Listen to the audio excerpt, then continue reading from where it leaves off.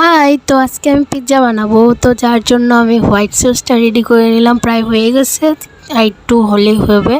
তো এই তো টমেটো, পেঁয়াজ আর হলো মরিচ আর মাশরুম এগুলো একটু কিউব করে কেটে আমি একটু ভেজে নিলাম। আর এই তো আমার ডোটা রেডি হয়ে গেছে। তো তারপর একটু একটা প্যান ভালো করে পরিষ্কার করে এর মধ্যে একটু তেল দিয়ে নিলাম, আর ডোটা ঢেলে ভালো করে চেপে চেপে একটু শেপ নিয়ে নিলাম। আর তারপর ভালো করে কাঁটা চামচ দিয়ে ছিদ্র করে নিলাম যেন এখান দিয়ে ভাপ আসতে পারে। তো পিৎজাটাও অনেক নরম আর তুলতুলা হবে।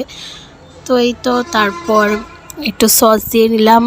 তো সস প্রথমে কাঁটা চামচ দিয়ে করেছিলাম, বাট কেমন ফাঁকা ফাঁকা হয়ে যাচ্ছে, মানে মিলতেছিল না, তো আমি হাতে করে নিয়েছি। তারপর হোয়াইট সস, তারপর মাশরুম, পেঁয়াজ, মরিচ আর মাংস, তো এগুলো দিয়ে সুন্দর